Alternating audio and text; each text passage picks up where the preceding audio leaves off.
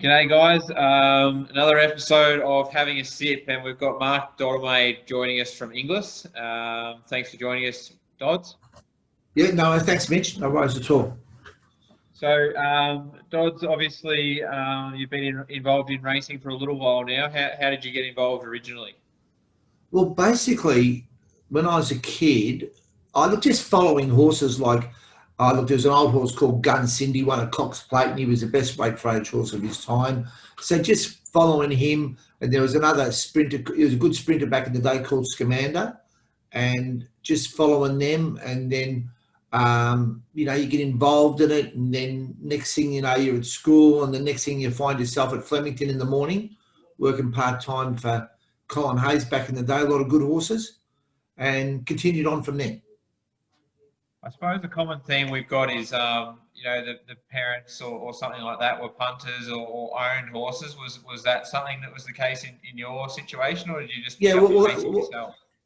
Yeah, well, actually, it's a bit like it because my dad used to work as a barman at Flemington, and my grandmother was a punter, right? So he'd go to work, and he'd be working in the bar all day, and me and my grandmother used to just sit and watch the races, and she'd be sitting in the same posse, and I'd run around and run down the stalls and look at the horses and come back and have a bet, and kind of like that. So that was, that's a bit, you kind of nailed that, Mitch. That's about right. Yeah, I think it's a common theme where people sort of got their grandparents or their parents growing up in and around the horses, and they might not necessarily be involved in the animal, but eventually you transition because you got that love for the racing. Yeah. No, that's kind of happened to me a bit there too. So that, like it should be, she was one of those grandmothers that had, she had the daily double going back in the day, and the, quinellas and all that stuff. And I just run around looking. I was more run around looking at the horses and all that kind of stuff, But I'd be still having a bet, but I wasn't a big punter, but I'd be betting on something, Yeah, I mean, I still see you down at the races now, and you're always sort of down at the stalls, just poking your head around, checking out. Yeah, I love that. I love it. Yeah, it's certainly something that you need to do just to, and obviously that leads into my next question. During a regular week, what do you do with yourself at Inglis? Well, basically, right at this moment in time now, we've been doing yearling inspections for about the last month. So we're nearly ready to send out. See, for Premier, we'd have 2,000 entries, and we got here roughly 800 boxes, but we normally take about 780, 770 because we leave a few spare boxes around just for tack and all that stuff. But we're nearly ready to. We got to cut those 2,000 down to that under 800 for starters, and we've seen all those horses, so we're most likely sending letters out to invite those people to come, and then we'll have some re-inspections around about Melbourne Cup time, and then we'll just get that catalogue almost ready to go, So for those people that don't really know what that process involves, you've got 2,000 entries, and then obviously they come from throughout Australia. That's right. Yeah. So your role in those inspections to cut those numbers down, how do you go about that, and what's the process involved? Well, look, the first thing we do is we give them all pedigree scores. So every single lot, we go for all the pedigrees, and they get a pedigree score. And without getting too technical, they've all got a score. And then the next job is to go and have a look at the horse individually, and they get a physical score. So from that, we kind of, say, for example, if the benchmark, without going to, say it was a 7 for Premier, and the horse is okay, right? It gets an okay score, that will get in. But on the other hand, if that pedigree score was like a 6 or a 5, that horse has to be better than okay. Like, say, for example, with a pedigree score of 5, we'd need that horse to be getting a fair bit above average to still squeeze in. So I suppose at the end of the day, it still comes down to physical, but but the lesser the pedigree, the better physical we got to have. Yeah, I mean, for the people out there that don't know, that there's obviously time in the office assessing those pedigrees, and then time in the field, and if one's not strong enough, the other's got to sort of come up to meet the mark to get them into your premier sale. Yeah, that's it. Because otherwise, without being silly about it, look, we will come across some really nice horses, but they're by stands that maybe aren't really doing it, or the female pedigree's just a bit on the light side. And look, they're quite nice horses, lovely horses at 30 grand, say 30 grand, but they're not the kind of horse we really want in Premier. We need to, we need to have those more commercial horses in that sale. Yeah, definitely. I suppose that's why it's the main sale in Victoria and attracts the buyer bench, because you guys are doing that work behind the scenes. So obviously we come out and do some of those inspections with you once the catalogue's sort of been drawn up, and it's certainly a very enjoyable process. Yeah, yeah. Well, I suppose even for someone like you, like last year, I know you got out and did quite a few of those farms prior to sale. I'm sure that helped you. Getting, and you would have in your head certain lots you're interested in, and then you can come and have a look at them again, and it just helps you tick more boxes, Mitch. Yeah, definitely. Did you feel that?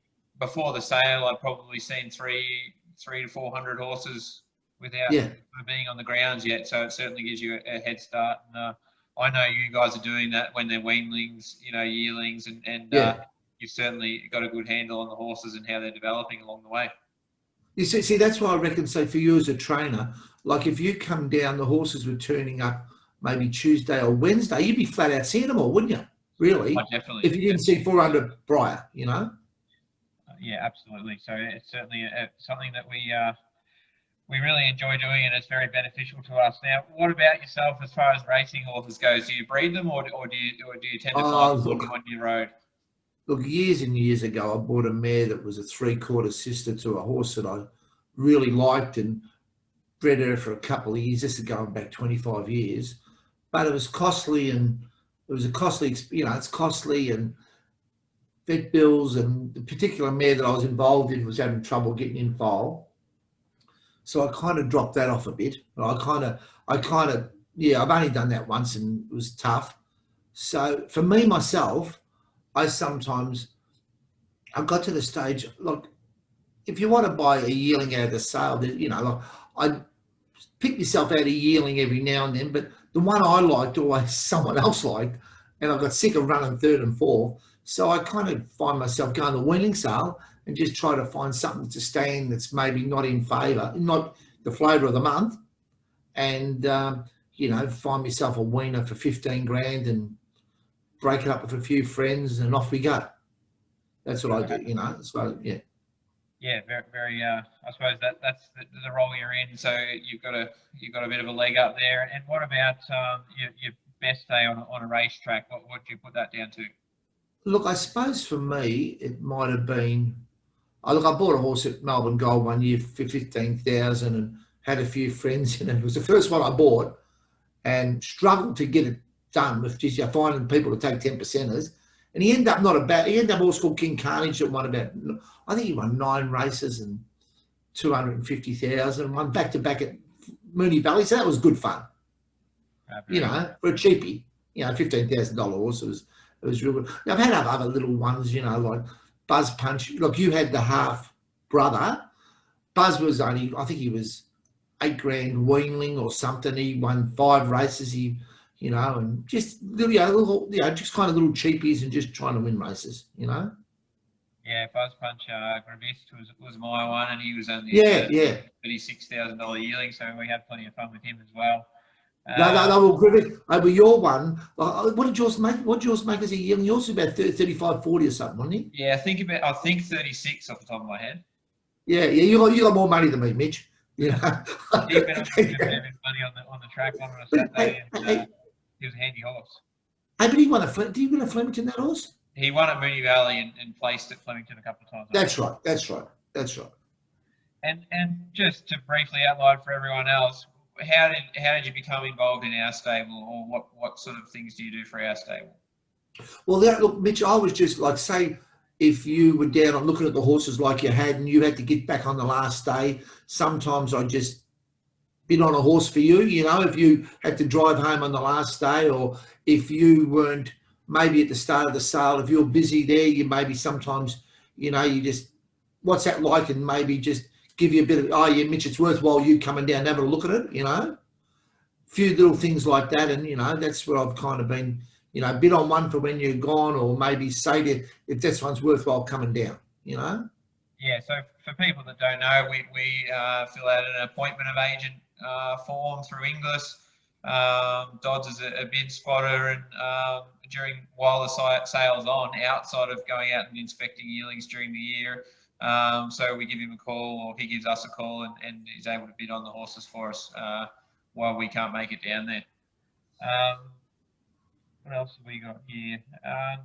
Now we can't be political here. We've got angles from owners. We've had Stud Farm owner on here. There's got to be something in the industry that you can see can be improved, and I just wondered what that might be from your point of view. Yeah, look, I found that, I think Australia is a great place to get involved. Like, if you're a lot of other countries, you've got to have a lot of money to get involved with horses, but in Australia, you can be like you could, $5,000, you could buy yourself 10% of a horse and be a chance. Like, you'd have people like that in your stable, Mitch, wouldn't you? And really have a lot. I think it's great. What would I do? What would I do to make it better? I don't know. I think it's really good. I'm thinking, if I said to you, like, in Victoria, basically owning a horse, this is maybe not necessarily criticism, but you support the horse like you'd support a football side. Maybe we could connect up with the football. Like, I'm just thinking the kind of person that would barrack for Essendon or Melbourne to win a game would be the kind of person that would barrack for Gravis to win at Flemington.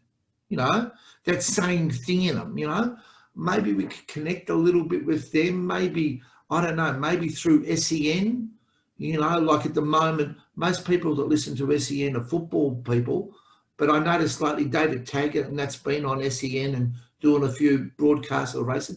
Maybe somehow tune into those people, and I don't know, it might be an opportunity for someone like you, if it's possible.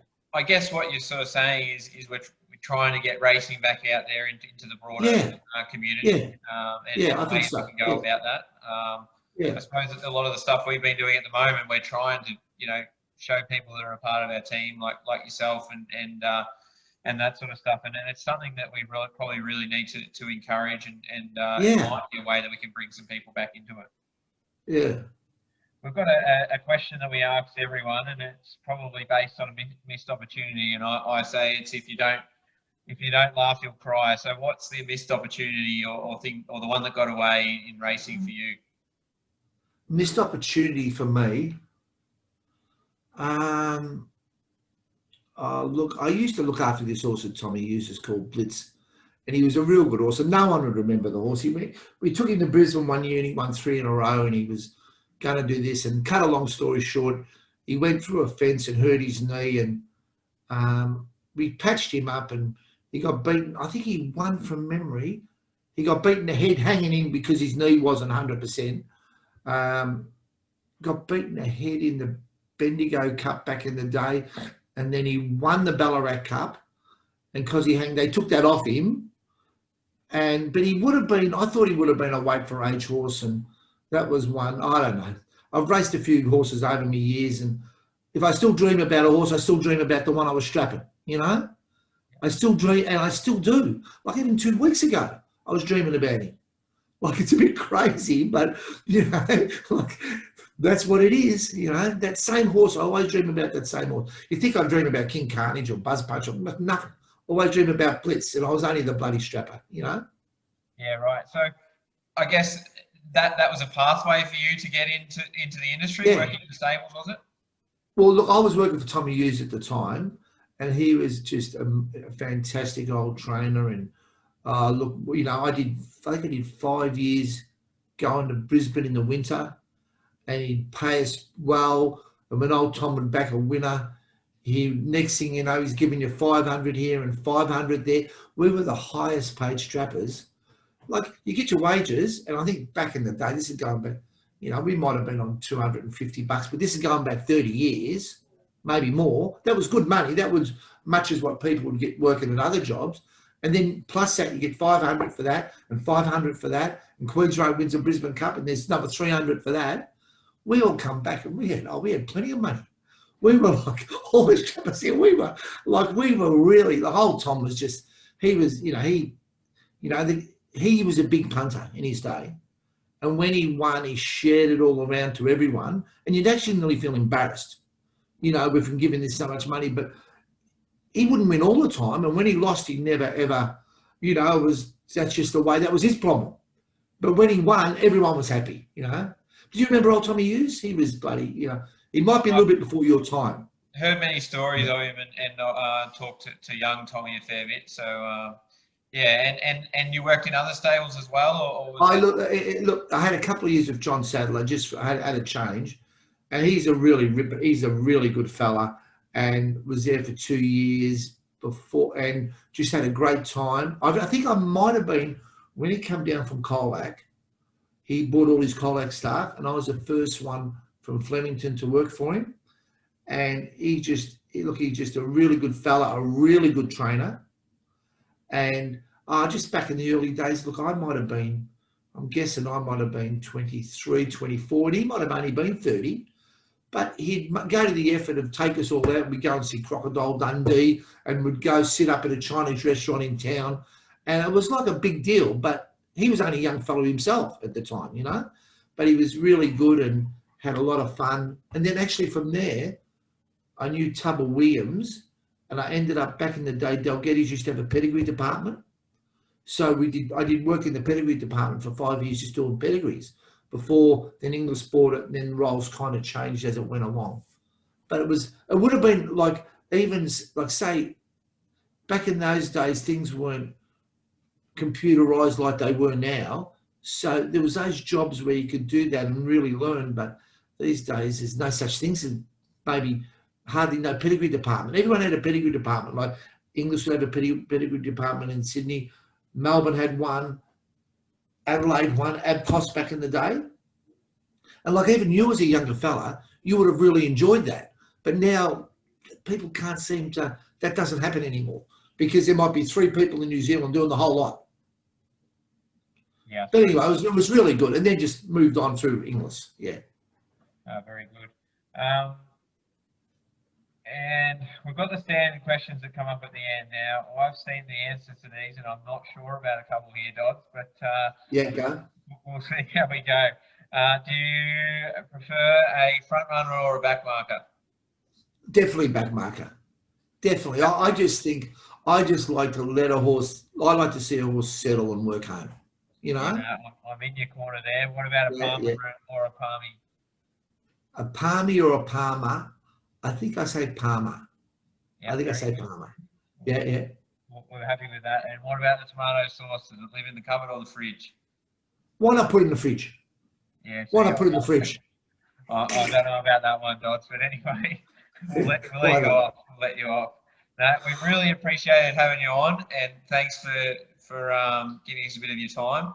And thanks for joining us, and we really appreciate it. Good on you, Mitch. I'll see you at the races. Thanks, Dods.